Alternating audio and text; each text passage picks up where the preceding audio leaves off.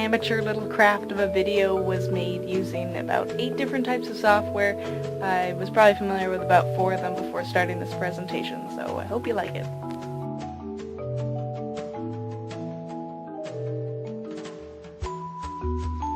During Global Stewardship, I accumulated a great amount of volunteer work. Although I was decked out with blue hair and dreadlocks, I never really held a professional paid job, and that was priority number 1. In keeping with my childhood dream job of driving the Skyride, I set out to accomplish some other childhood dreams. Strategies. Time and deadlines just don't work for me, or else I would have gone paragliding when I turned 16. That was the dream. It took undying spontaneous action, no more downtime. It wasn't like I actually wanted that in the first place. I applied to Global Stewardship while I was on Katimavik, and went to Global Stewardship the summer after. From Global Stew, I applied to Canada World Youth. From there, I actually got my job at Grouse straight away, and finally, I went paragliding and accomplished personal dream number 2, climb the Lions. It was the final frontier for me. As a child, this was always a big deal for me. I used to look up at the mountains and say that I was going to go there someday, and this summer was someday.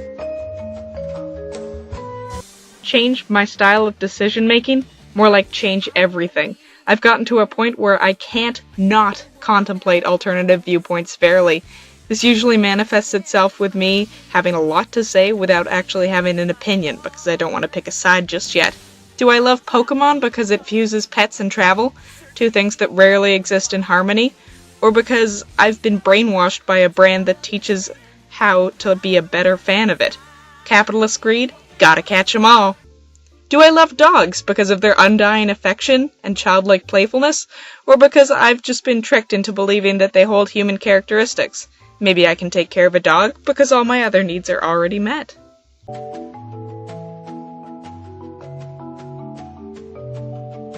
Working by oneself is, for me, the same as eating a microwave dinner.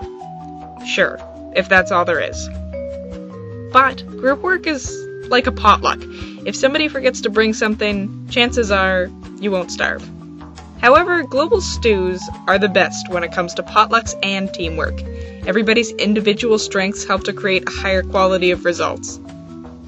I've loved getting a chance to be both a year 8 and a year 9, and I can't thank my cohorts enough, but perhaps I'll do my part with the next potluck.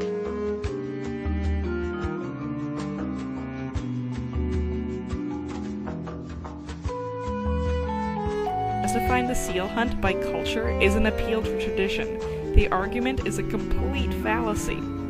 Oh, and you must be so familiar with the cultural practices of the Netsulik people? Oh, you're not? Well, sorry, but there's just no right or wrong when it comes to culture.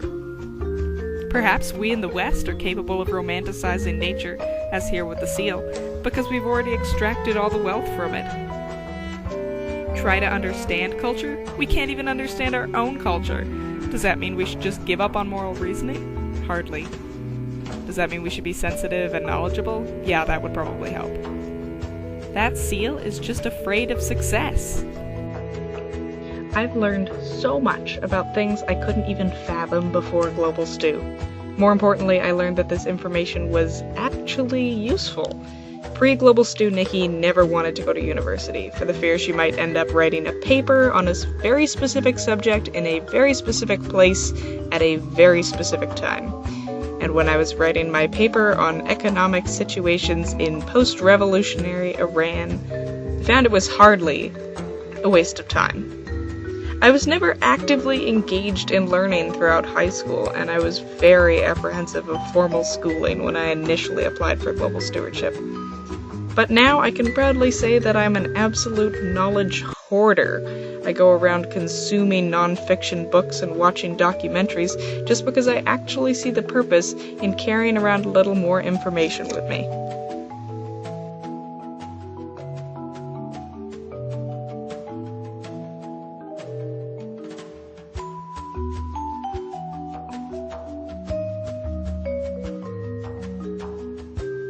As I mentioned, Katimavik was my catalyst for Global Stewardship, and I felt very responsible for its success. I was only a few months into my post-program promotions when the cuts were first threatened. I happily went along to the protests and the rallies, knowing that my cause was just and this must just be a mistake. Fresh with Global Stew-style confidence, I spoke to TV reporters, filling them in on the injustice. The cuts were no longer rumor, and it was hot debate. I stood at the side of the road, reminding people of the importance of creating civic-minded youth. Ultimately, no one I had spoken with argued against this investment. I wrote individualized letters to all cabinet ministers and all Conservative Party members, using skills I actually acquired on Katimavik and language from the Intro to Political Studies class. I still keep all 7 replies that I received, including a nice back and forth with Heritage Minister James Moore. Of course, all of this finally escalated to my meeting Andrew Saxton, our local Conservative MP.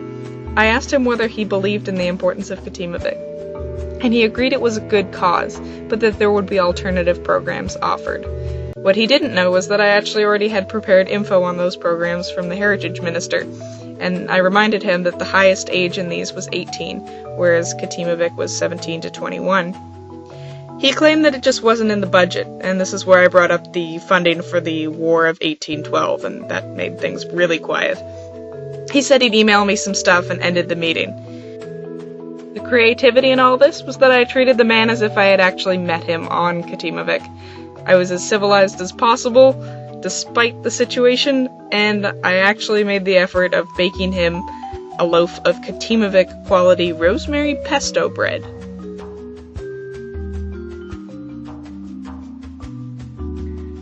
Around the time of my grade 7 graduation, I believed I had no actual talents. I tried so hard just to keep up with my peers. I didn't play any instruments or any sports. I was a slow reader. I liked drawing, but I wasn't the best at it. During the awards ceremony, I was absolutely delighted to find that I won the Citizenship Award. I gladly accepted it without understanding any of its significance.